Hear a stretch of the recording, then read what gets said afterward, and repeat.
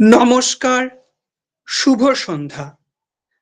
আমি সৌরদীপ অধিকারী modak trainer academy আয়োজিত আজকের এই বিশেষ অনুষ্ঠানে আপনাদের সকলকে আন্তরিকভাবে স্বাগত জানাই।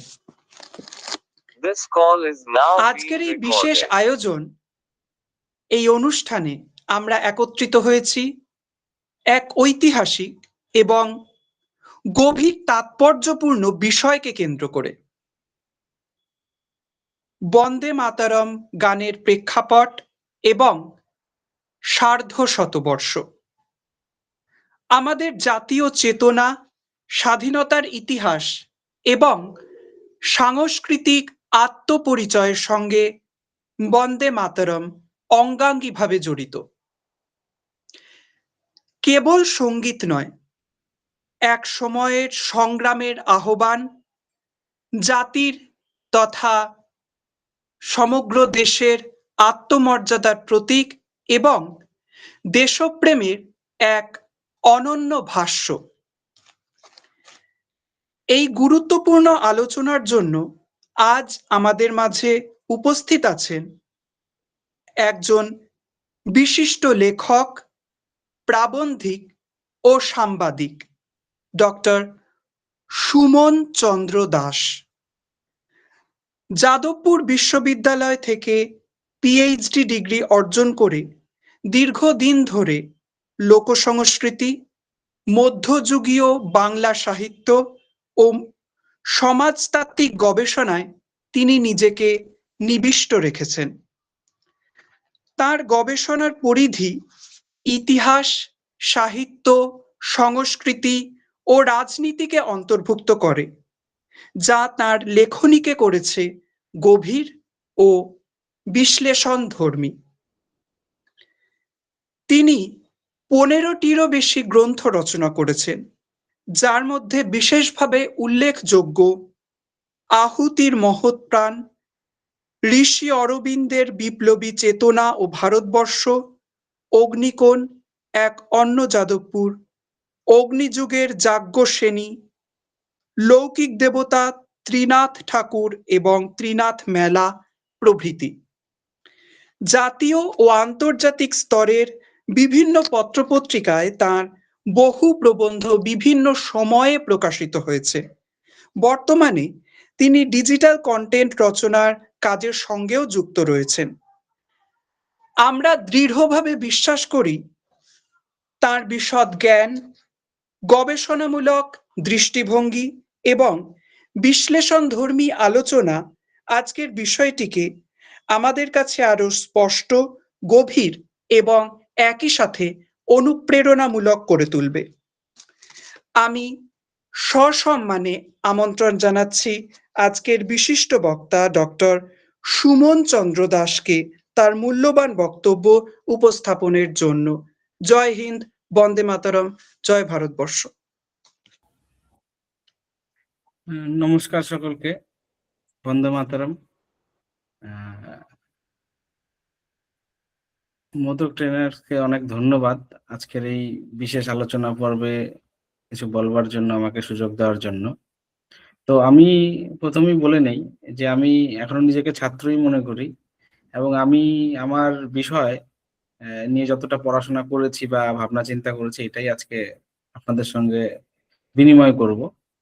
তো মূলত আজকে যে বিষয় সেটা হচ্ছে বঙ্কিমচন্দ্র চট্টোপাধ্যায়ের মানে কালজয়ী মহামন্ত্র যাকে বলা হয়, সেই বন্দে মাতরম গান এবং সেই গানের প্রেক্ষাপট, গানের ঐতিহাসিক প্রেক্ষাপট এবং তার সাহিত্যের মধ্যে কিভাবে উনি দিয়েছেন এবং বঙ্কিমের ভাবনা চিন্তার মধ্যে আমরা কিভাবে দেশাত্মবোধক ভাবনা চিন্তাকে দেখি আর কি।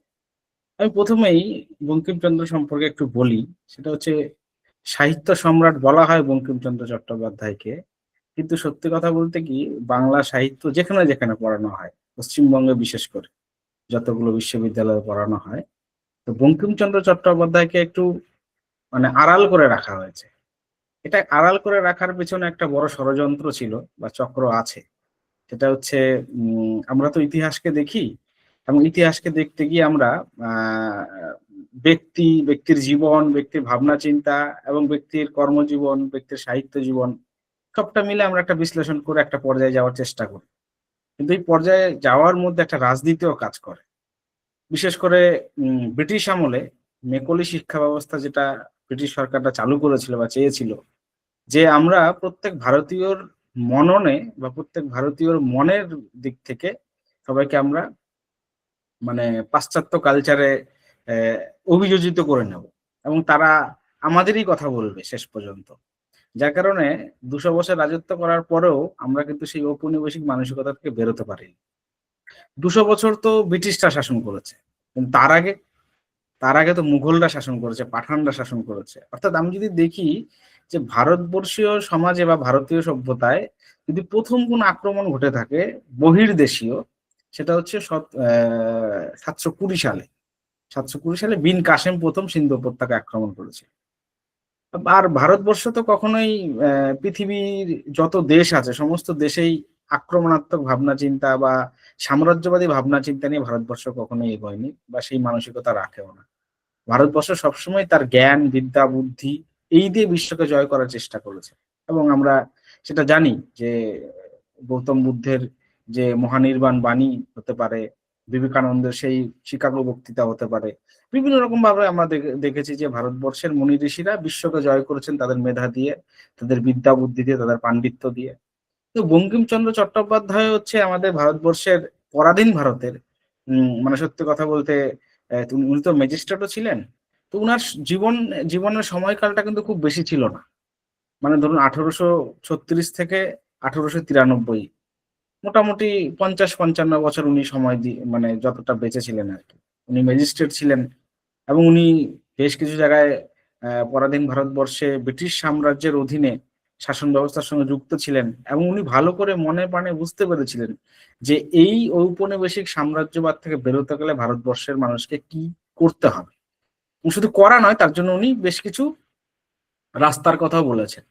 ওনার লেখা বিভিন্ন, আমরা ওনাকে সাহিত্য সম্রাট বলি এই কারণেই যে বাংলা সাহিত্যে বিশেষ করে যদি আমরা উপন্যাস রচনার কথা বলি, যে আহ, আহ, যে গদ্য রচনা, উপন্যাস প্লট বা একটা কার্যকারণ সম্পর্কিত যে গল্প, সেটার কিন্তু প্রথম সূত্রপাত উনিই করেছিলেন। তার আগে রামমোহন বিদ্যাসাগর ওনারা বিতর্কমূলক গদ্য রচনা করেছিলেন, কিন্তু সাধু ভাষায় প্লট নির্মাণ বা উপন্যাস রচনার কিন্তু হাত তার হাতে।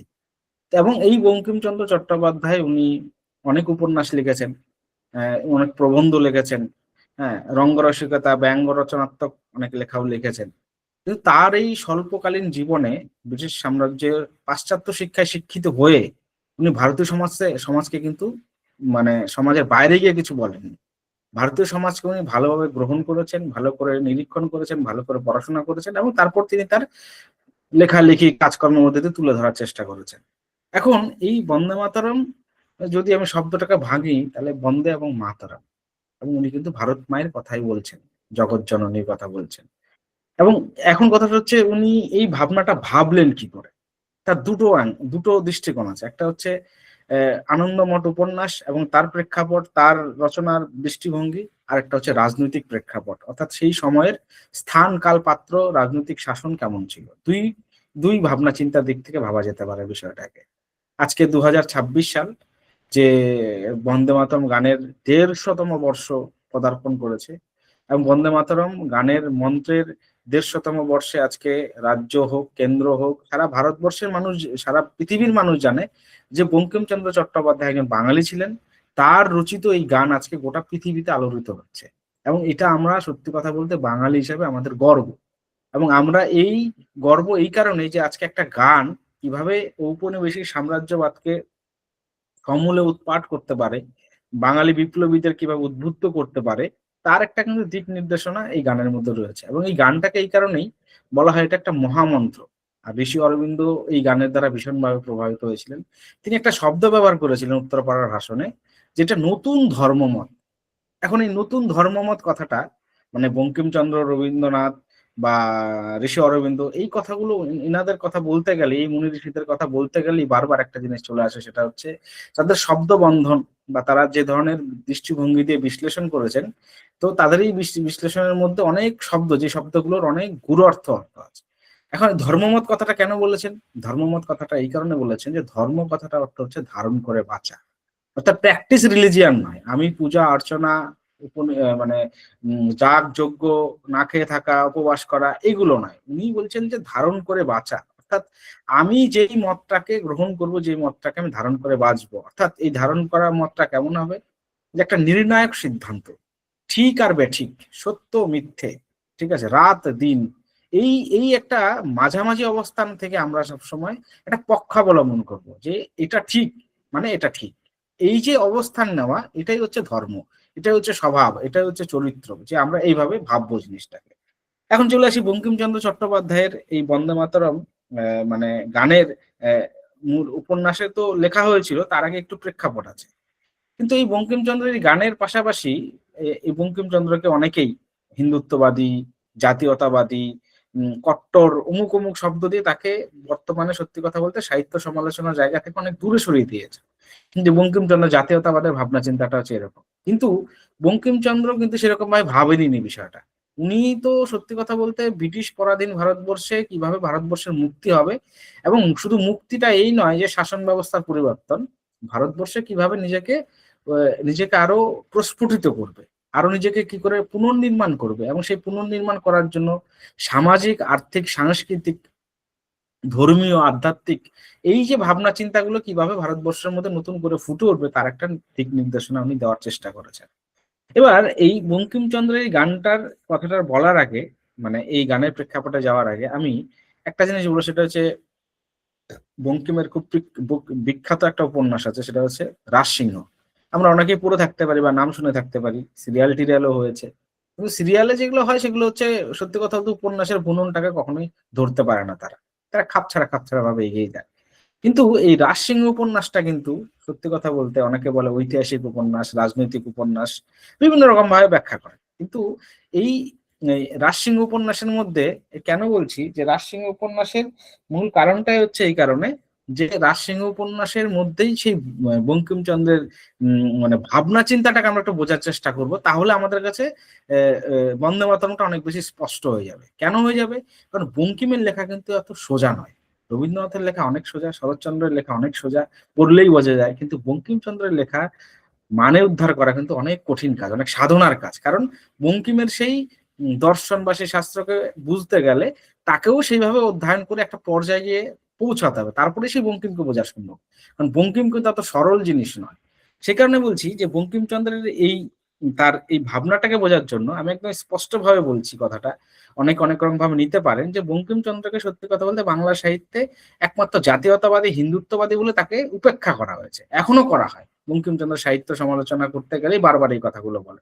অথচ বঙ্কিমচন্দ্র কিন্তু সেই ভাবনা চিন্তা নিয়ে লেখেননি। কেন লেখেননি? আমি একটা ছোট উদাহরণ একটু পড়ে শোনাচ্ছি, যে উনি রাজসিংহ উপন্যাসের একটা উপসংহার লিখতে গিয়ে উনি কি বলছেন, তাহলে আমার কাছে বঙ্কিমচন্দ্র অনেক বেশি সহজ হয়ে যাবে। বঙ্কিমচন্দ্র বলছেন রাজসিংহ উপন্যাসে একটা জায়গায়, হিন্দু মুসলমানের কোন প্রকার তারতম্য নির্দেশ করা এই গ্রন্থের উদ্দেশ্য নয়। তো বঙ্কিমচন্দ্র কখনোই চাননি, উনার সমস্ত লেখালেখির মধ্যেই হিন্দু মুসলিমের তারতম্য কিন্তু উনি কখনো করতে চাননি। উনি কি চেয়েছেন? হিন্দু হলেই ভালো হয় না, মুসলমান হলেই মন্দ হয় না, অথবা হিন্দু হলেই মন্দ হয় না, মুসলমান হলেই ভালো হয় না, ভালো মন্দ উভয়ের মধ্যে তুল্য রূপেই আছে। বরং ইহাও স্বীকার করিতে হয় যে যখন মুসলমান এক শতাব্দী ভারতবর্ষের প্রভু ছিল, তখন রাজকীয় গুণে মুসলমান সমসাময়িক হিন্দুদিগের অপেক্ষা অবশ্য শ্রেষ্ঠ ছিল। কিন্তু ইহাও সত্য নহে যে সকল মুসলমান রাজা সকল হিন্দু রাজা অপেক্ষা শ্রেষ্ঠ ছিলেন। অনেক স্থলে মুসলমানই হিন্দু অপেক্ষা রাজকীয় গুণে শ্রেষ্ঠ। তো কাজে আমার কাছে দুটো বিষয় স্পষ্ট হলো এখানে, যে মানে রাজা মুসলিম মুসলিম হন বা হিন্দু হন, যেই হন না কেন, তার শাসন ব্যবস্থা তার রাজ ধর্মের উপর ডিপেন্ড করে কিন্তু তার মূল্যায়ন হওয়া উচিত।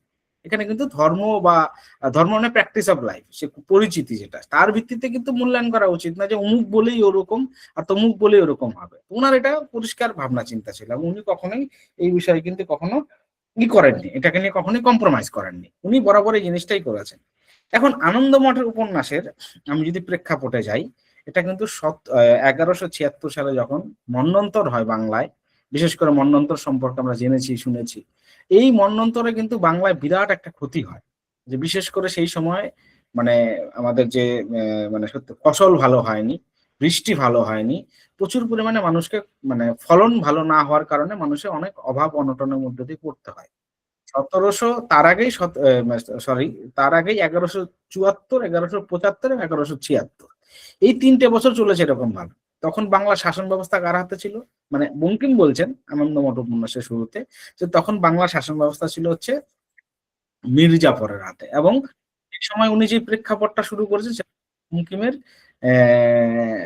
হচ্ছে মুর্শিদাবাদের প্রেক্ষাপট দিয়ে উনি শুরু করছেন। এবং এখনকার যে আমরা প্রেক্ষাপটে বলছি যে এখনকার যে সময়, সেই সময় কিন্তু নয়, কিন্তু উনি কিন্তু সেই আমি যদি বলি যে 1870-75 সময়, সেই সময়টার প্রেক্ষাপটে উনি মুর্শিদাবাদে দাঁড়িয়ে, কাশিম বাজারে দাঁড়িয়ে উনি ভাবছেন যে আনন্দমঠ উপন্যাসের প্রেক্ষাপটটা ঠিক কেমন।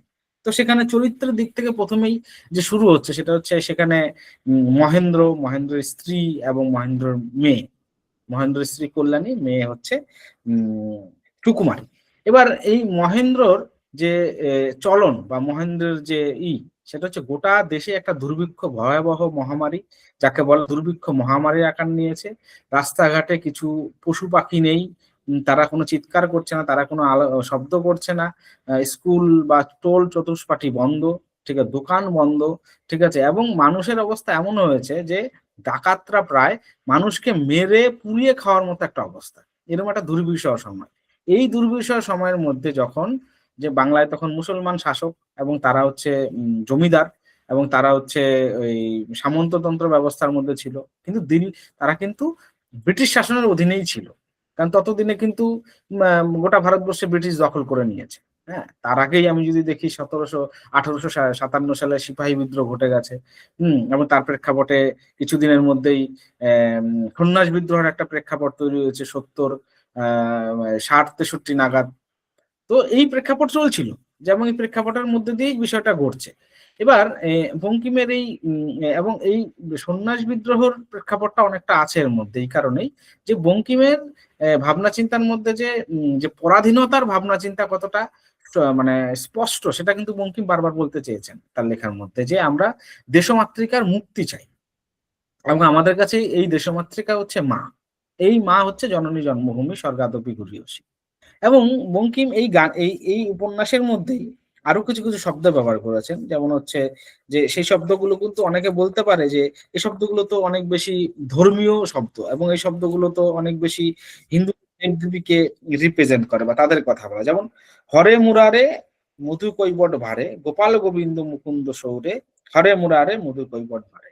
এবার এই যে এই কথাগুলো বলছেন, কেন বলছেন বঙ্কিম? বঙ্কিম এই কথাগুলো বলছেন যে উপন্যাসের গল্পের বুননের মধ্যে আমি যদি ভারতীয় সমাজের বিষয়কে না বুনে দেই, তাহলে কিন্তু মানুষ কানেক্ট করতে পারবে না। কেন কানেক্ট করতে পারবে না? আমাদের এই ভারতবর্ষের সুসংহত সমাজের মধ্যে আমরা যে যে যার পরিচয় হোক না কেন, আমাদের যদি একটা সকল অভিন্নতার মধ্যে যদি একটা মানে সকল ভিন্নতার মধ্যে যদি একটা অভিন্নতার সত্তা খুঁজি, তাহলে কিন্তু সেটা আমাদের আশ্রয় অবলম্বন বা ধর্মীয় ভাবনা চিন্তা। যে আমরা কখন আশ্রয় হয়ে যাই, আমরা কখনো ভগবান শ্রীকৃষ্ণের নামে, চৈতন্য মহাপ্রভুর নামে, পরমহংস রামকৃষ্ণের নামে, আমরা কিন্তু মা কালিকার নামে, মা দুর্গার নামে আমরা কিন্তু সবাই একত্রিত হই, এই কারণে যে আমরা ওই ভাবনাটার সঙ্গে আমরা সবাই পরস্পর মানে জড়িত একদম। তো সেই কারণে বঙ্কিম এই জিনিসগুলোকে কিন্তু খুব ধীরে ধীরে উনি উপন্যাসের বুননের মধ্যে দিয়েছেন।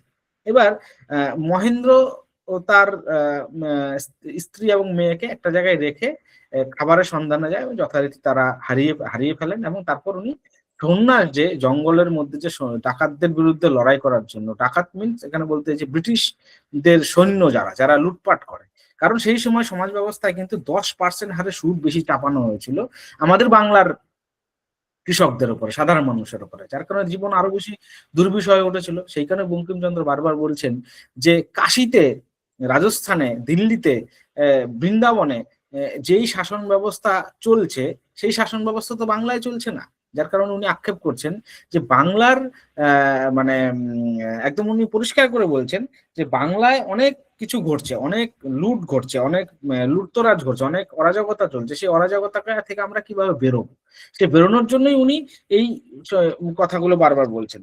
এবার বঙ্কিমের যদি আমি দেখি যে উনি বন্দে মাতরম গানটা যখন উপন্যাসের বুননে দিয়েছেন কাহিনীর মাঝখানে, সেখানে কিন্তু একটা ছোট একটা সংলাপ আছে। সেই সংলাপটা কেমন আমি একটু পড়ি, তাহলে বুঝতে পারবেন যে যে ভবানন্দ কেন বন্দে মাতরম গানটা করছেন মহেন্দ্রের সামনে। অলরেডি কিন্তু তার আগে ভবানন্দ আর হচ্ছে মহেন্দ্র তারা কিন্তু ব্রিটিশদের মানে একটা সৈন্য দলকে তারা পরাস্ত করেছে। ব্রিটিশরা যে খাবার দাবার নিয়ে যাচ্ছিল, যে অস্ত্র শস্ত্র নিয়ে যাচ্ছিল, সেগুলোকে লুট করেছে, এবং লুট করার পরে তারা জঙ্গলে একটা একটা নিরাপদ জায়গায় তারা রেখেছেন। এবং তার উদ্দেশ্যটা কি? উদ্দেশ্য হচ্ছে একটাই, যে এই ভারতবর্ষটা আমাদের, এখানকার জল, এখানকার সম্পদ, এখানকার সমস্ত কিছু ভারতীয়দের অধিকার থাকে, এবং এই ভারতীয়দের অধিকার রক্ষা করার জন্য ভারতবর্ষের মানুষের লড়াই খুব স্বাভাবিক এবং এটা ন্যায্য। এটাই হচ্ছে ধর্মের লড়াই। বঙ্কিমের কনসেপ্টে এটাই ধর্মের লড়াই, এবং এই কারণেই এই মায়ের মুক্তির জন্য আমরা সাধনা করব বা আমরা এগিয়ে যাব, এই কথাটাই উনি বারবার বলতে চাইছেন। এবার ধরুন যে বঙ্কিমচন্দ্রের এই গানের প্রেক্ষাপটে ভবানন্দের সঙ্গে মহেন্দ্রের আলাপ আলোচনার সংলাপটা একটু পড়ি আমি, তাহলে বুঝতে পারবেন যে ভবানন্দ ঠিক কেন এবং কি কারণে মহেন্দ্রের সামনে গানটা করছেন। ভবানন্দ সহসা ভিন্ন মূর্তি ধারণ করিলেন, সেই স্থির মূর্তি ধীর প্রকৃতি সন্ন্যাসী আর নাই, সেই রণনিপুণ বীর মূর্তি সৈন্যাধ্যক্ষের মুন্ড ঘাতির মূর্তি আর নাই, এখনই যে গর্বিত ভাবে মহেন্দ্রকে তিরস্কার করিতেছিলেন সেই মূর্তি আর নাই, যেন জ্যোৎস্নাময়ী শান্তিশালিনী পৃথিবীর প্রান্তর কানন নদ নদীময় শোভা দেখিয়া তাহার চিত্তের বিশেষ স্ফূর্তি হইল। সমুদ্র যেন চন্দ্রোদয় হাসিল। এই যে বঙ্কিমের ভাষা না, এই বঙ্কিমের ভাষা এবং বঙ্কিমের এই শব্দবন্ধন এবং সংস্কৃত তৎসম শব্দ ঘেঁষা, এখানে কিন্তু মানে বিদেশি শব্দের আগমন নেই, এবং বঙ্কিম পরিষ্কার ভাবেই বোঝাতে চাইছেন যে আমাদের বাংলার উপন্যাস লেখার ভাষাটা ঠিক কেমন হবে, এবং আমি ঠিক ভাষায় কাকে উপস্থাপনা করব। এবং সেই কারণে উনি একটু আগে যেহেতু যুদ্ধ হয়ে গেছে, ব্রিটিশদের উপরে একটা নৃশংস আক্রমণ হয়েছে, তাদেরকে নৃশংস আক্রমণ করে তাদেরকে বোঝানো হয়েছে যে ভারতীয়রা অর্থাৎ সন্ন্যাসীরা কতটা হিংস্র হতে পারে তাদের অধিকার অর্জনের জন্য। তো সেই কারণে উনি বলছেন, ভবানন্দ হাস্যমুখে বাংময় প্রিয় সম্ভাষিনী হইলেন, কথাবার্তার জন্য বড় ব্যগ্র। ভবানন্দ কথোপকথনের অনেক উদ্যম করিলেন, কিন্তু মহেন্দ্র কথা কহিল না। তখন ভবানন্দ নিরুপায় হইয়া আপন মনে গীত আরম্ভ করিলেন। বন্দে মাতরম সুজলাং সুফলাং মলয়জ শীতলাং শস্য শ্যামলাং মাতরম। মহেন্দ্র গীত শুনিয়া কিছু বিস্মিত হইল, কিছু বুঝিতে পারিল না। সুজলা সুফলা মলয়জ শীতলা শস্য শ্যামলা মাতাকে জিজ্ঞাসা করিল, মাতাকে? উত্তর না করিয়া ভবানন্দ গাইতে লাগিলেন। শুভ্র জ্যোৎস্না পুলকিত যামিনী ফুল্ল কুসুমিত প্রমোদল শোভিনী সুভাষিনী সুমধুর ভাষিনী সুখদাং বরদাং মাতারাম। মহেন্দ্র বলিল, এ তো দেশ, এ তো মা নয়। ভবানন্দ বলিলেন, আমরা অন্য মা মানি না, আমরা অন্য মা মানি না। ভবানন্দের খুব ইম্পর্টেন্ট কথা এটা, যে বঙ্কিমচন্দ্র নিজের চরিত্রের মধ্যে এই কথাটা বলছেন যে আমরা অন্য মা মানি না। জননী জন্মভূমি স্বর্গাদপি গরীয়সী। আমরা বলি জন্মভূমি জননী, আমাদের মা নাই, বাপ নাই, ভাই নাই, বন্ধু নাই, স্ত্রী নাই, পুত্র নাই, ঘর নাই, বাড়ি নাই, আমাদের কাছে কেবল এই সুজলা সুফলা মলয়জম শীতলম শস্য শ্যামলা। অর্থাৎ আমরা এই দেশমাতৃকার বন্দনায় একদম অনুপ্রাণিত, এবং আমরা দেশমাতৃকার বন্দনায় প্রতিজ্ঞাবদ্ধ যে এই দেশমাতৃকার মুক্তি আমরা চাই। এই কারণে উনি গানটা করছেন। তারপরে সম্পূর্ণ গানটা আছে। এবার বঙ্কিম তো গানের কথা উপন্যাসে বুনে দিয়েছেন, এবং গানের মধ্যে দিয়ে উনি বোঝাতে চেয়েছেন যে বন্দে মাতরম গানের ঠিক কি মানে। আজকে এই গানের ১৫০ বর্ষ, প্রায় ১৫০ বছর অতিক্রম করেছে। এই গান আজকে জাতীয় ভারতবর্ষের বুকে মহামন্ত্র। আজকে আমরা খুব গর্বের সঙ্গে বলতে পারি যে স্বাধীনতার আন্দোলন পরাধীন ভারতবর্ষে যত বিপ্লবী ছিলেন, তাদের মুখে বা তাদের মনে, তাদের মননে একটাই মন্ত্র ছিল, সেই মন্ত্র হচ্ছে বন্দে মাতরম। এবং সেই গান গেয়ে তারা কেউ ফাঁসির মঞ্চে চলেছেন, কেউ নিজেকে আত্মাহুতি দিয়েছেন, কেউ ব্রিটিশদের বিরুদ্ধে লড়াই করেছেন, কেউ কবিতা লিখেছেন, কেউ গান করেছেন। বিভিন্ন রকম ভাবে বন্দে মাতরমকে সমাজে এস্টাবলিশড হয়েছে। এবং আজকে আমরা যদি দেখি যে দিল্লি থেকে কন্যাকুমারী পর্যন্ত বা কচ্ছ থেকে কোহিমা পর্যন্ত ভারতবর্ষের একটাই পরিচয়, সেটা হচ্ছে বন্দে মাতরম। এবং সেই গানের স্রষ্টা একজন বাঙালি, তার নাম সাহিত্য সম্রাট বঙ্কিমচন্দ্র চট্টোপাধ্যায়। তিনি আমাদের ভাষাতেই বাংলা ভাষায় কথা বলতেন এবং উনি আমাদের বাঙালি ছিলেন। এই যে আমাদের একটা জাত্যাভিমান, আমাদের যে একটা শ্লাঘা, এই শ্লাঘাটা কিন্তু আমাদের অত্যন্ত মানে কি বলবো, এই অর্জনটা কিন্তু কোনো বাইরের দেশের লোকেরা কিন্তু দেয়নি। এটা আমরা অর্জন করেছি আমাদের মধ্যে থেকে। আমাদের এই জাত্যাভিমান, এটা নিয়ে থাকা উচিত এবং এই জাত্যাভিমানকে আমাদের প্রকাশ করা উচিত, এবং এটা কোনো ই করার বিষয় নেই। এবার এখানে একটা কথা আছে বন্দে মাতরমের, যে কথাটা, জননী জন্মভূমি স্বর্গাদপি গরীয়সী, এই কথাটার প্রেক্ষাপটে বলতে গেলে বলতে হয় এটার সঙ্গে রামায়ণের একটা যোগ আছে। রামায়ণ অর্থাৎ আমি কৃত্তিবাস রামায়ণের কথাই বলছি, যে এই রামায়ণে যখন শ্রী রামচন্দ্র যখন লঙ্কায় অভিযান করলেন এবং ধর্মযুদ্ধে উনি জয়ী হলেন, এবং উনি কিন্তু সেখানে বলছেন বিভীষণকে যে এই জননী জন্মভূমি হচ্ছে আমাদের স্বর্গ, এবং এটাকে আমরা দখল করার জন্য আসিনি, এটাকে আমরা মুক্তি দেওয়ার জন্য এসেছি, এবং আমরা সবসময় যুগে যুগে যেখানে যেখানে অন্যায় হয় আমরা ধর্মের পক্ষ অবলম্বন করি। যার কারণে উনি কিন্তু বিভীষণের কাছ থেকে কিন্তু সোনার লঙ্কাকে কেড়ে নেননি, উনি কিন্তু রাবণকে সরিয়ে বিভীষণকেই বসিয়েছেন, কারণ তিনি সেখানকার অধিকারী, তিনি হচ্ছেন সেই ভূখণ্ডের একজন মানে রাজা। কিন্তু শ্রীরাম কিন্তু সেটাকে দখল করেননি কখনো। এই যে উত্তর ভারত থেকে দক্ষিণ ভারতের শ্রী রামচন্দ্রের অভিযান, সেই অভিযানের মধ্যে কিন্তু এই জননী জন্মভূমি স্বর্গাদপি গরীয়সী, সেখান থেকেও বন্দে মাতরমের একটা অংশ এসছে। তো সেই কারণে এটা ভারতবর্ষের সমাজের বলেই সম্ভব যে আমরা কখনোই কোনো জিনিসকে গ্রাস করতে চাই না, আমরা সেটাকে আত্মীকরণ করি, আমরা সেটাকে সাংস্কৃতিকরণ করি, অর্থাৎ আমরা আমাদের মধ্যে সেটাকে মিলিয়ে মিশিয়ে নেই। আমরা কখনোই সেখানে আধিপত্য বিস্তার করতে চাই না, যেটা আমাদের ভারতবর্ষ সমাজের একটা একটা কি বলবো, একটা গভীর গুরুতত্ত্ব। এটা কখনোই তারা কোনো জিনিসকে মানে নিজের মতো করে একদম গিলে ফেলে না, সেটাকে আত্মস্থ করে, কণ্ঠস্থ করে এবং সমাজের মধ্যে দিয়ে চলে। এবার এই বন্দে মাতরম গানের আমি তো মানে আনন্দমঠ উপন্যাসের প্রেক্ষাপটে বললাম কয়েকটা জিনিস। এবার গানের যদি আমি প্রেক্ষাপটে যাই, যে গানটা ঠিক কেন কোন সময়ে লেখার সূত্রপাত হয়েছিল, তাহলে বলতে হয় যে বঙ্কিমচন্দ্রের সময়কালটা তো আমি বলেছি, সেই সময় অর্থাৎ তার আগেই কিন্তু সন্ন্যাস বিদ্রোহ ঘটে গেছে বাংলায়। সন্ন্যাস বিদ্রোহ কেন হয়েছিল? সন্ন্যাস বিদ্রোহ কিন্তু সেই সময় বিশেষ করে উত্তর ভারত এবং উত্তর পূর্ব ভারতে সন্ন্যাস বিদ্রোহ একটা বড় আকার নিয়েছিল, কারণ সেই সময় তারা মুঘলদের বিরুদ্ধে লড়াই করছিলেন। এই যে আমরা অনেক সময় স্বাধীনতা আন্দোলনের কথা বলি, শুধু ব্রিটিশদের বিরুদ্ধে লড়াই করাটাই কিন্তু একমাত্র স্বাধীনতা আন্দোলন ছিল না। তার আগেও বিভিন্ন রকম ভাবে বহির্দেশের মানে লুট করার জন্য, ভারতবর্ষকে দখল করার জন্য তারা কিন্তু এসছে, তারা বিভিন্ন সময় শাসন করেছে এবং তারা আমাদের সংস্কৃতিকে ধূলিসাৎ করার একটা বড় পরিকল্পনাও করেছে। তাদের বিরুদ্ধে লড়াই করাটা কিন্তু স্বাধীনতা সংগ্রামী ছিল, কিন্তু সেই স্বাধীনতার শটাকে আমরা বুঝতে অনেক দেরি করেছি। তো এই সন্ন্যাস বিদ্রোহের আবহে কিন্তু দেশাত্মবোধক, মানে দেশমাতৃকা, দেবী শক্তির আরাধনা, কালিকার উপাসনা, হ্যাঁ, দুর্গার উপাসনা, এগুলো কিন্তু ভীষণভাবে তখন চলছিল। যে এবং এবং চলার কারণটাও ছিল এটা যে আমাদের দেশের জাতীয়তা বোধ যদি জাগাতে হয় তাহলে কিন্তু দেশীয় সংস্কৃতিকে বারবার তুলে ধরতে হবে, সেটাই ছিল মূল উদ্দেশ্য।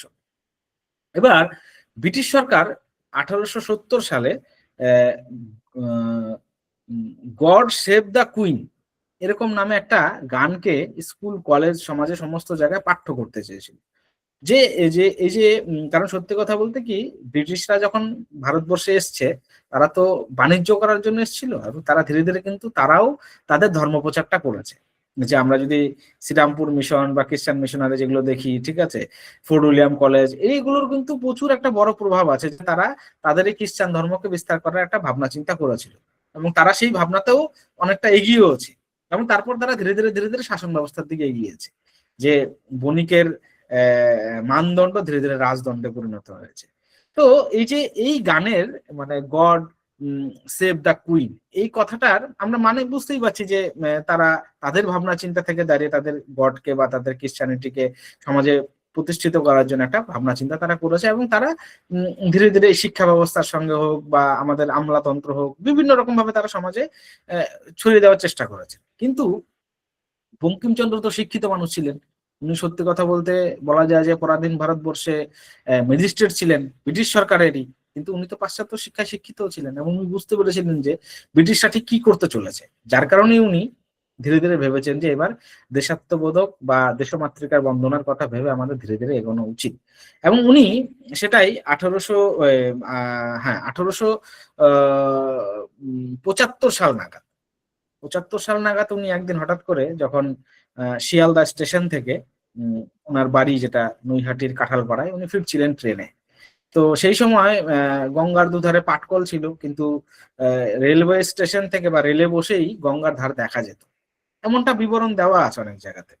তো সেই কারণে এবং সময়টা ছিল শরৎকাল, মানে আগমনী একটা প্রভাব চলছে, দেবী দুর্গার পুজো আসবে, এরকম একটা ভাবনা চিন্তার মধ্যে দিয়ে উনি যাচ্ছিলেন এবং ভেবেছিলেন। তারপর উনি বাড়ি গেলেন, বাড়ি গিয়ে উনি নৈহাটির সেই কাঁঠালপাড়ার বাড়িতে আবুলুস কাঠের চেয়ারের উপর উনি বসে গানটি লিখেছেন।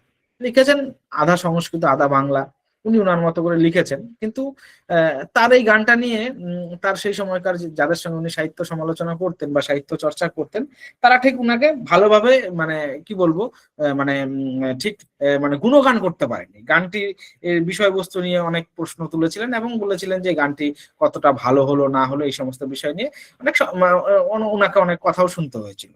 কিন্তু কথাটা হচ্ছে এই বন্দে মাতরম গান আনন্দ মঠের পাশাপাশি বঙ্কিম আরেকটা প্রবন্ধ লিখেছেন, সেটা হচ্ছে আমার দুর্গোৎসব। সেই আমার দুর্গোৎসবে খুব ছোট প্রবন্ধ, মানে খুবই ছোট, এবং এই প্রবন্ধের মধ্যে উনি বারবার বলতে চেয়েছেন যে বাঙালি হিন্দুর আইডেন্টিটি হচ্ছে এটা যে যে দুর্গাপূজা করে এবং যে দুর্গাপূজায় আস্থা রাখে এবং দুর্গাপূজার প্রতি যার বিশ্বাস আছে। কেন বলেছেন এই কারণে? যে কারণ সেই সময় গোটা ভারতবর্ষে মাতৃশক্তি আরাধনার মধ্যে দিয়ে দেশাত্মবোধক ভাবনা চিন্তা, দেশাত্মবোধক একটা জন্মভূমির প্রতি শ্রদ্ধা, এবং এটা নিয়ে উনি খুব গবেষণা নিবিড় করেছেন। এবং উনি ওই প্রবন্ধে বারবার বলার চেষ্টা করেছেন যে মা দুর্গা, দুর্গার বিসর্জন হয়েছে, যে সে মা কিন্তু জলের তলাতেই রয়েছেন। তাকে আমাদের বাঙালিদের মাকে জাগ্রত করতে হবে, তাকে দুহাত দিয়ে তুলে ধরে আনতে হবে। তো সেই কারণে উনি বারবার বলছেন যে 7 কোটি সেই বাঙালিরা যদি তাদের হাতকে জলের মধ্যে ডুবিয়ে দেন এবং সেখান থেকে মাকে তুলে নিয়ে আসেন, তাহলে মা জগৎজননী রূপে প্রতিষ্ঠিত হবে। এবং এই জগৎজননী রূপে প্রতিষ্ঠিত হলেই মায়ের হচ্ছে আসল চিত্রটা বোঝা যাবে। এবং উপন্যাসে উনি মায়ের 3টে রূপের কথা বলেছেন। সেখানে উনি বলছেন যে মা যা ছিলেন, অর্থাৎ মার হচ্ছে জগদ্ধাত্রী রূপ, অর্থাৎ মা হচ্ছেন সর্বমঙ্গলা যেটা, এবং মা যা হইয়াছেন, অর্থাৎ মায়ের হচ্ছে কালিকা রূপ, অর্থাৎ আমরা যে এখন কালী দেবীর উপাসনা করি সেই মায়ের কালিকা রূপ, অর্থাৎ রুদ্র রূপ। আর মা যা হইবেন, অর্থাৎ মায়ের হচ্ছে যেই হচ্ছে যে মায়ের যে আমাদের দুর্গা মা, ঠিক আছে, যে দুর্গা মায়ের আমরা আরাধনা করি। তো মায়ের এই 3টে রূপের মধ্যে দিয়ে উনি মানে ভাবি ভবন আর ভূত, অর্থাৎ অতীত বর্তমান ভবিষ্যতের প্রেক্ষাপটে উনি ভারতবর্ষকে দেখতে চেয়েছেন। তো বঙ্কিমের ওই আমার দুর্গোৎসব প্রবন্ধটা এই বন্দে মাতরম গানের সঙ্গে খুবই প্রাসঙ্গিক। প্রাসঙ্গিক এই কারণে যে এই গানটার সঙ্গে ওই বন্দে মাতরমের মা দুর্গা, মা জননী, দেশমাতৃকা, এইটার সঙ্গে অনেকটা বেশি মেলে এই ভাবনা চিন্তার সঙ্গে। এবার বঙ্কিম তো গানটা লিখলেন, লেখার পরে উনি যেটা করেছেন সেটা 1875 সালে, 1872 বঙ্গদর্শন প্রথম প্রকাশ হয় পত্রিকা আকারে। সেখানে উনি 1875 সাল নাগাদ উনি অনেকে বলেন যে 7 নভেম্বর, অনেকে বলেন আবার ডিসেম্বর, যে গানটা উনি লিখেছেন এবং লেখার পরে ওটা প্রকাশিত হয়। প্রকাশিত হওয়ার পরে 1882 সাল, সেই সময় হচ্ছে এই গানটা আনন্দ মঠের মূল উপন্যাসে ঢুকিয়ে দেওয়া হয়। কিন্তু এই গানটা যখন লেখা হয়, সেই গানটা লেখার মধ্যে দিয়ে অনেক কথা উনি বলেছেন, যে কথাগুলোর মধ্যে দু একজনের সমালোচনাও আছে, বিশেষ করে নবীন চন্দ্র সেন, রাজকৃষ্ণ মুখোপাধ্যায়, চন্দ্রনাথ বসু, অনেকেই অনেক কিছু বলেছেন। তার মধ্যে নবীন চন্দ্র সেন যে কথাটা বলেছেন আমি একটু পড়ছি, শুনুন। দেখো, একটা ভালো জিনিস কিন্তু আধা সংস্কৃত আর আধা বাংলায় জগা খিচুড়ি করে সব মাটি হয়ে গেল। এ যেন যাত্রা দলে গোবিন্দ অধিকারী গানের মতো, লোকে তাই ভালো লাগে না। বঙ্কিম এই কথাটা শুনে ভীষণই মনক্ষুণ্ণ হন এবং উনি বলেছেন, আচ্ছা ভাই, ভালো না লাগে পড়ো না, আমার ভালো লেগেছে তাই তাই অমন করে লিখেছি। লোকে কি ভালো লাগবে আর মন্দ লাগবে আমি কি তাই বিচার করে লিখবো? সত্যি তো একজন সাহিত্যিক বা একজন ঔপন্যাসিক, একজন গীতিকার, যে যেটাই হন না কেন, উনি পাঠকের কথা ভেবে কিন্তু লেখেন না। উনি কিন্তু উনার নিজের মনে যেটা আসে উনি তো প্রথমেই সেটা লেখেন, তারপরে পাঠকের ক্রীড়া পত্রিকা আসতে পারে। তো একজন সৃজনশীল মানুষ কিন্তু কখনোই এটা আগে কল্পনা করেন না এটা কেমন ভাবে দেখতে হবে, দর্শক দেখে কি বলবেন, না। উনার একটা ভালো লাগার জায়গা থাকে, সেই জায়গা থেকে উনি কিন্তু নিজের মনের মাধুরী মিশিয়ে উনি সেটাকে তৈরি করেন। তারপরে বঙ্কিম যখন শয্যাশায়ী হয়ে গেছেন তখন তার মেয়েকে বলছেন যে আজকে এই গানটির হয়তো প্রাসঙ্গিকতা নেই, কিন্তু আগামী 20-30 বছর পরে গানটি কিন্তু ব্যাপক মাত্রা একটা রূপ নেবে। এবং তখন উনি বলেছেন যে কথাটা একদম, তার মেয়েকে যে কথাটা বলেছেন, ওনার জীবনীকাররা যে কথাটা লিখে গেছেন, যে বুকের রক্তে নাচন আনবে, বুকের রক্তে নাচন আনবে, অর্থাৎ প্রচুর পরিমাণে স্পিড, প্রচুর পরিমাণে স্পৃহা, প্রচুর পরিমাণে উত্তেজনা জাগাবে, এরকম একটা গানের উনি কথা বলছেন। ততদিনে কিন্তু বঙ্কিমচন্দ্র চলে গেছে। তখন সময়টা কত? সময়টা তখন কিন্তু 1905, বঙ্গভঙ্গ আন্দোলন অলরেডি শুরু হয়ে গেছে। বাংলা ভাগের চক্রান্ত ব্রিটিশ শাসকরা বুঝে গেছেন যে বাংলা থেকে সব থেকে বেশি বিরোধিতা কথাবার্তা উঠছে এবং প্রচুর আক্রমণাত্মক ভাবনা চিন্তাও ঘটছে। সেখানে বাংলাটাকে আগে ভাগ করো, কারণ বাংলাটাকে ভাগ করলেই এই আন্দোলন অনেকটা বেশি স্থিত হয়ে যাবে। এই বঙ্গভঙ্গ আন্দোলনকে কেন্দ্র করেই 1905 সালের 7ই অগাস্ট দিনটি খুবই ইম্পর্টেন্ট। এবং এই দিনে কি হয়েছিল, কলেজ স্ট্রিট থেকে এখনকার যে টাউন হল, সেই টাউন হল পর্যন্ত একটা বড় ছাত্র সমাবেশ হয়েছিল, একটা মিছিল হয়েছিল। সেই মিছিলে প্রচুর ছাত্রছাত্রীরা অংশগ্রহণ করেছে এবং গান এবং বন্দে মাতরম গান সমবেত কণ্ঠে গাওয়া হয়। এরপর থেকে এই গানটি রাতারাতি গোটা ভারতবর্ষে ছড়িয়ে যায়। দক্ষিণ ভারতের সুব্রমণিয়াম স্বামী সেই গানটির তামিল অনুবাদ করেন, ঋষি অরবিন্দ সেটা ইংরেজিতে অনুবাদ করেন, এবং উনি এই গানের মানে টাউন হলে এই গানের সম্পর্কে ব্যাখ্যাও করেন। রবীন্দ্রনাথ স্বয়ং সেই গানটি গান। তো এই করে বন্দে মাতরম গান একটি ব্যাপক মাত্রা নিতে শুরু করে এবং ভারতবর্ষের বুকে বন্দে মাতরমটা বাংলা থেকে বাংলার বাইরে এবং সারা ভারতবর্ষে ধীরে ধীরে ছড়িয়ে পড়ে। ততদিনে ব্রিটিশরা অত্যন্ত চাপের মধ্যে পড়ে যায় যে এরকম একটা গান, সেই গানের অর্থ কি এবং সেই গানের মানে কি, এবং সেই গানের গান নিয়ে তারা খুবই চিন্তিত হয়ে পড়েন। এবং এই সময় গানের বিশ্লেষণ নিয়েও ব্রিটিশরা বিভিন্ন সময় বিভিন্ন রকম মন্তব্য দিয়েছেন। যেমন 1883 সালে বন্দে মাতরম গান সম্পর্কে বন্দে মাতরম গান সম্পর্কে ব্রিটিশদের একটা সমালোচনা বেরিয়েছিল। সেই সমালোচনা একটা অংশ আমি একটু একটু পড়ে শোনাবো, তাহলেই বুঝতে পারবেন যে ব্রিটিশরা ঠিক গানটা সম্পর্কে কি বলেছিল। ব্রিটিশরা এই গানটাকে ওয়ার ক্রাই ঘোষণা করেছিল। তার আগে ব্রিটিশরা এই গানটা সম্পর্কে বলছে এরকম ভাবে যে 1906 সালের 12ই সেপ্টেম্বর ডক্টর জি.এ. গিয়ারসন টাইমস পত্রিকায় ব্যাখ্যা দিয়েছেন। কি বলেছেন? হিন্দুদের কালী নামে ভয়ঙ্করী দেবতা আছে, ধ্বংস সংহার রূপিণী এই কালী মা হচ্ছে বন্দে মাতরম। এটা কিন্তু ব্রিটিশরা বলছে। ভারত হিতৈষী পত্রিকায় স্যার হেনরি কটন 13ই সেপ্টেম্বর 1906 সালে এই পত্রিকায় বন্দে মাতরম গানের একটা ব্যাখ্যা দিয়েছেন। সেখানে কি বলছেন যে বন্দে মাতরম মাতৃভূমি বন্দনার গান, বঙ্গভূমিকেই মাতৃবন্দনা বলা হয়েছে, ইংরেজ নিধন প্রধান উদ্দেশ্য নয়। অর্থাৎ ব্রিটিশরাও কেউ কেউ বলতে বাধ্য হয়েছেন যে এই গানের কোনো খারাপ উদ্দেশ্য নেই, ব্রিটিশদের মারো ধরো পিটো সেরকম উদ্দেশ্য নেই, কিন্তু দেশাত্মবোধক ভাবনা চিন্তাকে জাগানোর জন্য বন্দে মাতরম গান ভীষণভাবে ইম্পর্টেন্ট। এবার এই গানটি তো মোটামুটি একটা মাত্রা পেয়ে গেছে, রাজনৈতিক দল অলরেডি জাতীয় কংগ্রেস প্রতিষ্ঠিত হয়ে গেছে। এবার জাতীয় কংগ্রেসের কি হয়েছে, জাতীয় কংগ্রেসের বিভিন্ন রকম অধিবেশনে এই গানটি গাওয়ার একটা প্রবণতা শুরু হয়েছে। 1906 সাল কাশীতে তখন কংগ্রেসের অধিবেশন। সেই অধিবেশনে সভাপতিত্ব করেছেন হচ্ছে না সেই অধিবেশনে চরমপন্থী এবং নরমপন্থীদের সমন্বয় করার একটা প্রবণতা আসে। সেখানে গোখলে হচ্ছে সভাপতিত্ব করেছিলেন। সেই সভায় হচ্ছে ভাষণ লিখে দিয়েছিলেন ভগ্নী নিবেদিতা। এবং গানটি প্রথমে একটু স্ট্যান্জার সরলা দেবীকে গাইতে বলা হয়। তো গানটি উনি গান, প্রথম স্ট্যান্জারই গান, তারপর আর গান নেই। কিন্তু জনগণের দাবি ছিল পুরো গানটাই গাইতে হবে।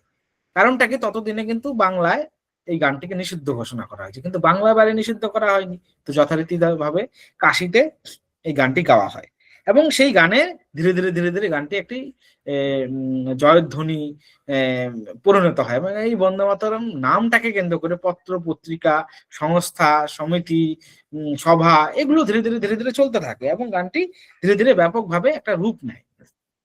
এবার এই গানকে কেন্দ্র করেই 1907 সালে যখন অলরেডি বন্দে মাতরমের একটা জনপ্রিয়তা হয়ে গেছে, তখন কিন্তু ভারতের বাইরেও এই গানের কিন্তু প্রভাব ধীরে ধীরে বিস্তার করতে শুরু করে।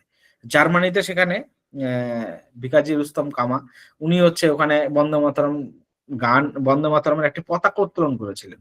যে পতাকাটা ছিল ত্রৈবর্ণ সেখানে বন্দে মাতরম সব লেখা ছিল, এবং সেখানে একটি তারা চিহ্ন ছিল, মানে বাঁকা তারা চিহ্ন ছিল, এবং সেখানে একটি পদ্ম ফুলের চিহ্ন ছিল গানের এই পতাকার মধ্যে। এবং একই রকম এই এই এই পতাকা এখনকার যে আমরা যদি বলি এই রাজাবাজার সায়েন্স কলেজ, যেটা অর্থাৎ ক্যালকাটা ইউনিভার্সিটি, সেই Calcutta university Rajabazar science college ক্যাম্পাসের ঠিক অপোজিটে সাধনা সরকার উদ্যান বলে একটা উদ্যান আছে, যেটার সামনে, যেটা খুব বেশি যত্ন নেয় না লোকে, একটু জঙ্গল হয়ে গেছে, কিন্তু সেখানে কিন্তু এই পতাকা উত্তোলন করা হয়েছিল পরাধীন ভারতবর্ষে, ব্রিটিশ ভারতবর্ষে। তো কাজে এই বন্দে মাতরমকে কেন্দ্র করে কিন্তু একটা অটোমেটিক্যালি রাজনৈতিক একটা প্রভাব ধীরে ধীরে ধীরে ধীরে বাড়তে, এবং এই বাড়তে থাকার মধ্যে দিয়ে বিভিন্ন রকম ভাবে বন্দে মাতরমের বন্দে মাতরমের গ্রহণযোগ্যতা অনেক বেড়ে যায় ধীরে ধীরে। কিন্তু এই বন্দে মাতরমকে কেন্দ্র করে যেমন জাতীয়তাবাদী ভাবনা চিন্তা ক্রমেই দানা বাঁধছিল, পাশাপাশি একটা নেগেটিভ ভাবনা চিন্তাও কাজ করছিল। সেটা কেমন? সেটাও ওই কংগ্রেসের মধ্যেই, যে 1923 সালে অন্ধ্রপ্রদেশের কাকিনাড়াতে কংগ্রেসের অধিবেশন বসে। তখন কংগ্রেসের এই অধিবেশনে সভাপতিত্ব করেন সৈয়দ মোহাম্মদ আলী। উনি স্পষ্টভাবে বলেন যে বন্দে মাতরম গান আমাদের সঙ্গে ম্যাচ করে না। কেন ম্যাচ করে না? উনি বলছেন এই গানে দুর্গা, কমল দল বিহারী, বাণী বিদ্যা দায়িনী, এই শব্দগুলো আছে, যে শব্দগুলো আমাদের ইসলামে শরীয়তে বিধানে মান্যতা দেয় না। সেই কারণে এই গানের অংশটা পুরোপুরি রাখা যাবে না। তখন থেকেই শুরু হয়েছে এই বন্দে মাতরম গানের প্রতি যে নেগেটিভ ফোর্সেস, বা এই গানটাকে মানে ক্ষুণ্ণ করার একটা বৃহৎ ষড়যন্ত্র। এবং ধীরে ধীরে ধীরে ধীরে কংগ্রেস যখন তোষণ নীতিকে মানতে শুরু করে, দ্বিজাতি তত্ত্বের ভাবনা আসে, লাহোর প্রস্তাব আসে, এবং ধীরে ধীরে আরো যত এগিয়ে যায় সময়, তত কংগ্রেস অলরেডি কম্প্রোমাইজ করতে শুরু করে, এবং তারা কি করছে যে তারা সমাজের নেতৃত্ব বা স্বাধীনতার ভাবনা চিন্তাকে তারা অ্যাডজাস্টমেন্ট করতে শুরু করে, এবং এই অ্যাডজাস্টমেন্ট শেষ পর্যন্ত দেশভাগের একটা মতো বড় একটা বিষয়কে ভারতবর্ষীয় সমাজের মানুষকে মেনে নিতে বাধ্য হয়।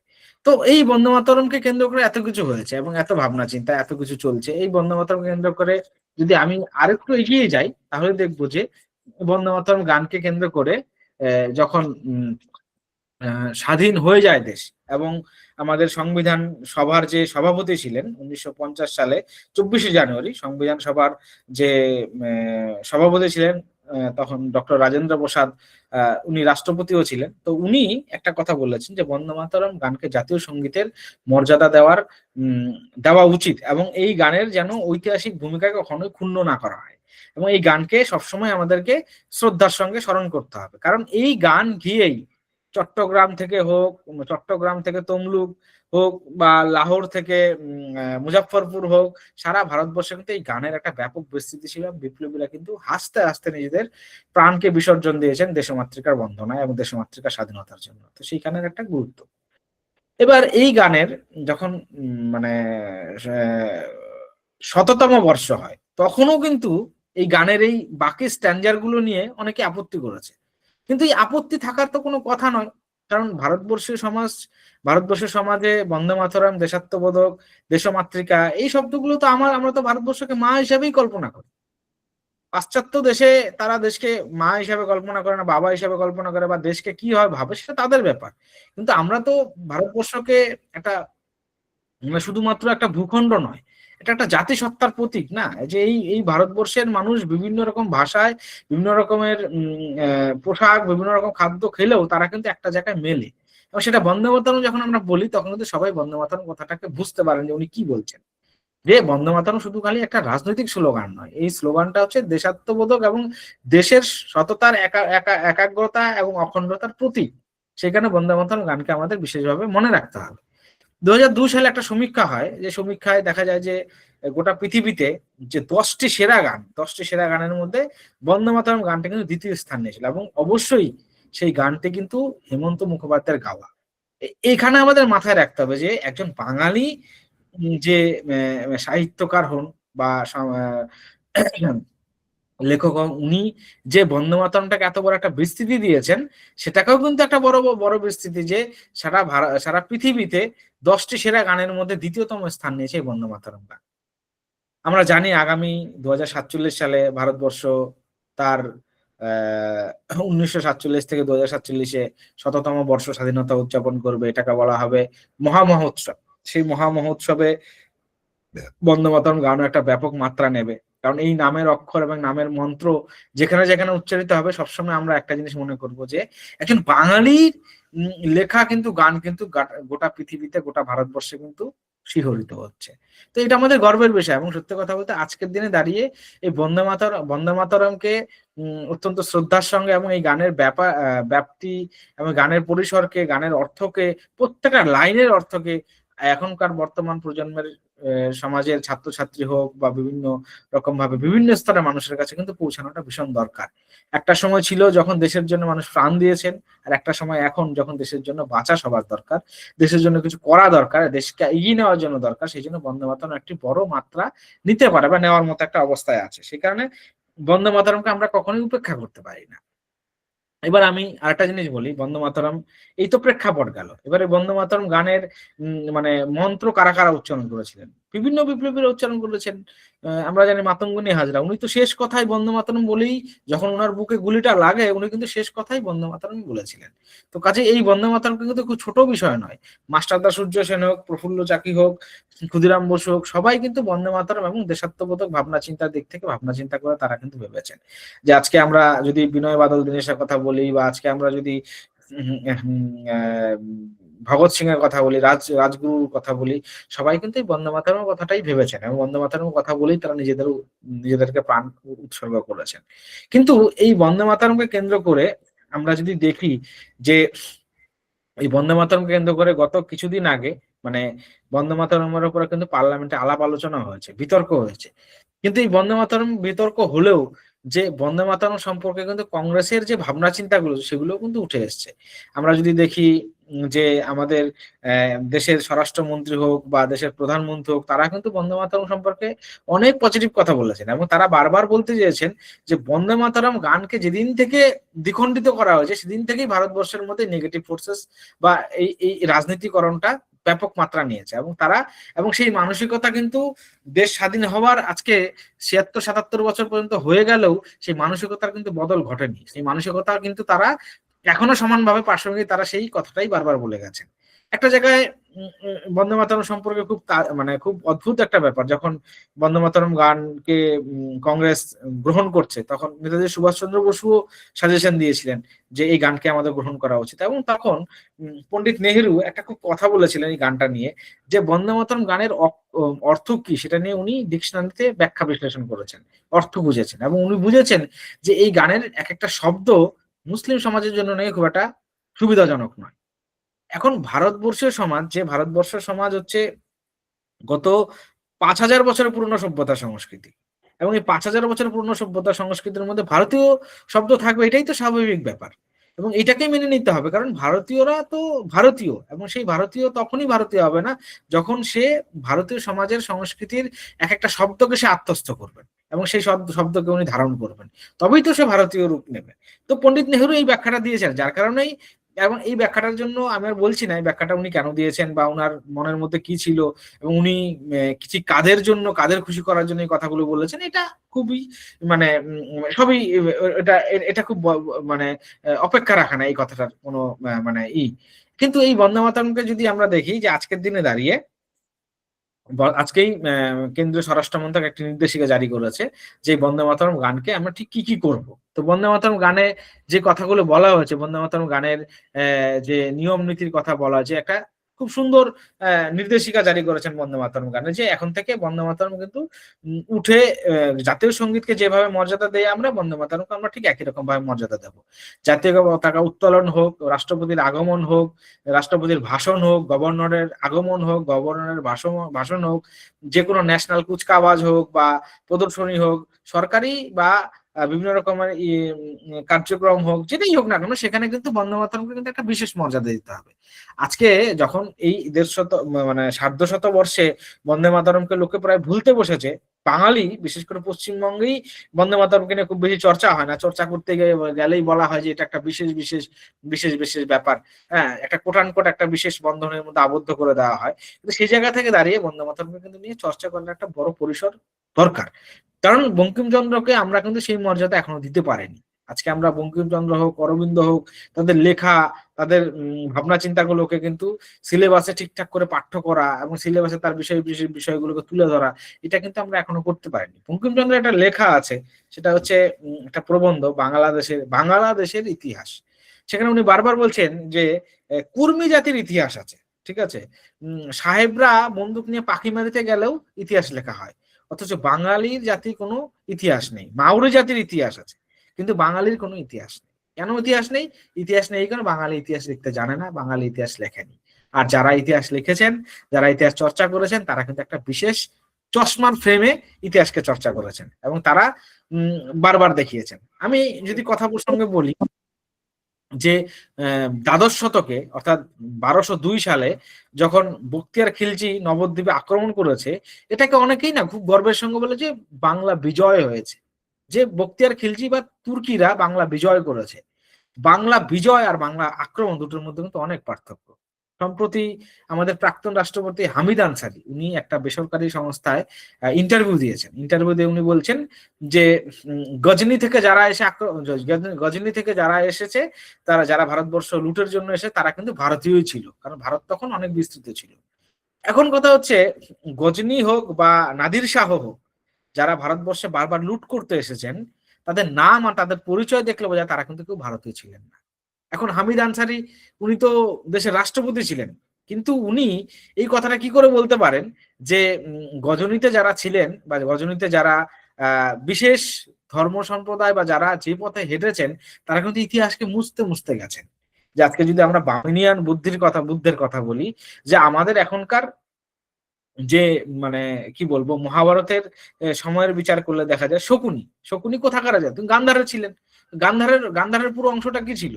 কিন্তু গান্ধারের পুরো অংশটা যেটাই থাক না কেন, সেই গান্ধারে তো আক্রমণ হয়েছে। আক্রমণ হওয়ার পরে সেখানকার জনবিন্যাস পাল্টে গেছে, সেখানকার ধর্ম সংস্কৃতি পাল্টে গেছে, সবকিছু পাল্টে গেছে সেখানে। আজকে ইরানের যদি আমরা মুভমেন্ট দেখি, সেই ইরানের মুভমেন্টে কি আসছে, যে তারা কিন্তু পার্সিয়ান ছিলেন এবং তারা কিন্তু পার্সি ধর্মের কথা বারবার, সূর্যের উপাসক তারা। তারা কিন্তু এই আয়াতুল্লাহ খোমেনির যে শরীয়তি শাসন, সেই শরীয়তি শাসনের বিরুদ্ধে তারা মুভমেন্ট শুরু করেছে। তো এইভাবে যারা উড়ে এসে জুড়ে বসেছে এবং যারা পুরনো সভ্যতা সংস্কৃতিকে ভেঙে চুরে নস্যাৎ করে দিয়েছেন এবং তারা তাদের স্রোতকে ক্রমাগত প্রবাহ কথা ভাবছেন, তাদের সম্পর্কে একটা জিনিস ধারণা কিন্তু আমাদের ভালো করে রাখতে হবে, যে আমরা ঠিক কারা এবং আমাদের ইতিহাসটা ঠিক কি। এবং যতক্ষণ না পর্যন্ত আমরা আমাদের ইতিহাস সংস্কৃতির কথা বারবার বলবো, ততক্ষণ পর্যন্ত আমরা বুঝতে পারবো না আমরা ঠিক কি করতে চলেছি।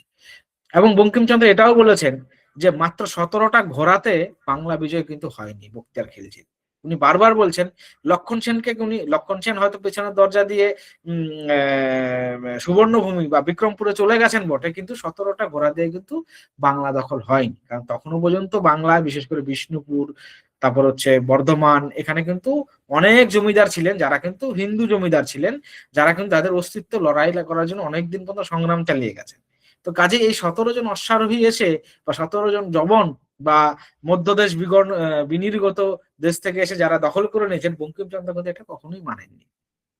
আমি আর কয়েকটা কথা বলে শেষ করব, সেটা হচ্ছে বঙ্কিমচন্দ্রের শাসন ব্যবস্থার বা বঙ্কিমচন্দ্র একাডেমিক কাজ করার সময় বা উনি প্রশাসনিক কাজ করার সময় উনি যে জায়গাগুলো ঘুরেছেন, সেটা হচ্ছে মেদিনীপুরের নেগুয়া থেকে শুরু করে এখনকার পূর্ববঙ্গ হচ্ছে খুলনা এবং কি বলে এই উনি তারপর হচ্ছে বহরমপুর বা মুর্শিদাবাদ, আরামবাগ এবং কলকাতা শহর, এই যে ওনার পরিধি ছিল, এবং নৈহাটি তো আছেই হুগলি জেলাতে।